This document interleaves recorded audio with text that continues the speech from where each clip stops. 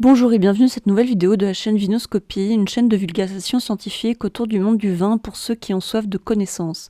Aujourd'hui nous allons parler de viticulture puisque cette vidéo s'intitule « Les cépages c'est quoi ?» Donc, qu'est-ce qu'un cépage ? Je vais vous apprendre un nouveau mot que vous allez pouvoir ressortir en dîner en famille, c'est l'ampélographie. Et l'ampélographie, c'est la science qui étudie la vigne et les cépages. Regardons ensemble comment le dictionnaire Larousse définit la vigne. La vigne est un arbrisseau grimpant, vitacé, dont une espèce cultivée produit du raisin.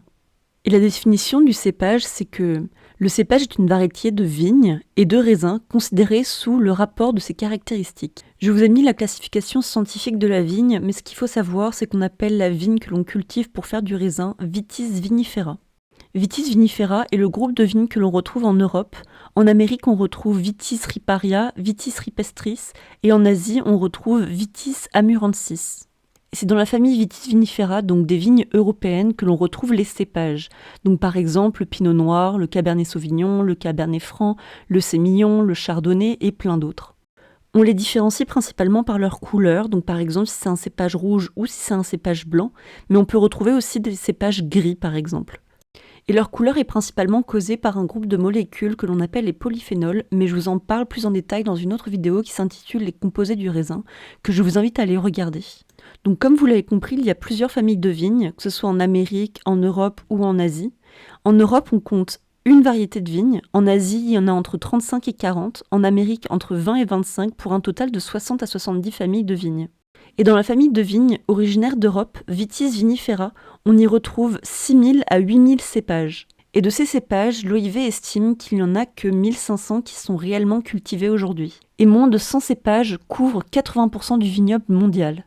Donc vraiment, ce qu'il faut comprendre, c'est que la vigne sauvage, qu'elle soit européenne, américaine ou asiatique, n'est pas adaptée pour fabriquer du vin. Ses baies sont beaucoup trop petites et il n'y a pas assez de sucre. C'est seulement Vitis vinifera, cette vigne domestiquée en Europe, qui a été sélectionnée par les humains pour produire des baies de raisin adaptées à la production de vin. Mais cette sélection ne s'est pas faite en un jour. Des scientifiques ont étudié le génome de la vigne et ils se sont rendus compte que les premières domestications se sont faites dans le croissant fertile et au Caucase il y a 11 000 ans.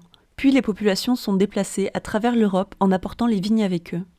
Et au fur et à mesure qu'ils avançaient, ils ont planté la vigne et ils ont sélectionné les vignes qui étaient le plus adaptées à l'endroit où ils se situaient, donc par exemple au sol et au climat. C'est pour ça que l'on retrouve autant de diversité dans les cépages, puisque par exemple les vignes qui ont été plantées en Europe de l'Est se sont vraiment adaptées au climat de l'Europe de l'Est. Celles qui ont été plantées dans la région ibérique se sont adaptées plutôt à des climats plus secs et plus arides.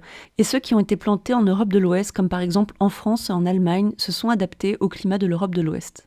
Et on va aller encore plus loin puisque dans chaque pays, chaque région viticole a sélectionné la vigne qui était le plus adaptée à leurs besoins, par exemple aux besoins gastronomiques, s'ils aimaient plutôt boire du vin rouge ou du vin blanc, et à leur climat. En France par exemple, c'est au Moyen-Âge que les moines ont fait un gros travail de sélection des cépages les plus adaptés au climat où ils vivaient. Vous n'êtes pas sans savoir que le vin a une place très importante dans la religion chrétienne, et donc les moines buvaient du vin quasi quotidiennement. Mais tout ça, je le développe dans une autre vidéo qui s'intitule « L'histoire du vin en France, partie 1 ». Je vous invite à aller la regarder, car ce n'est vraiment pas le sujet aujourd'hui. Mais donc voilà, c'est pour ça que l'on retrouve une aussi grande diversité des cépages en Europe et notamment en France. Donc par exemple, historiquement, en Bourgogne, on retrouve le pinot noir et le chardonnay, et à Bordeaux, on retrouve le cabernet sauvignon et le sémillon.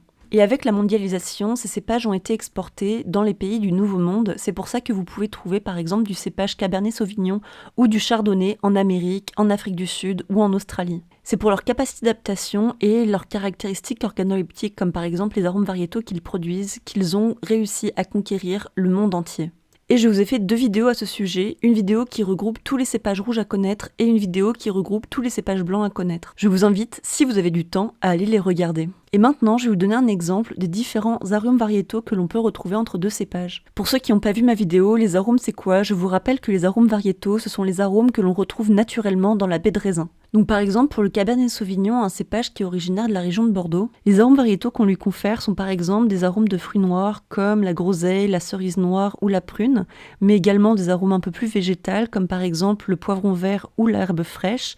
Et enfin, on lui confère aussi des arômes un peu plus épicés comme par exemple la réglisse et le poivre. Et pour le pinot noir, ce cépage emblématique de la région de Bourgogne, les arômes variétaux qu'on lui confère sont notamment des arômes floraux comme par exemple la pivoine ou la violette, des arômes de fruits rouges comme par exemple la fraise, la framboise ou la myrtille, et également des arômes comme par exemple du thé noir.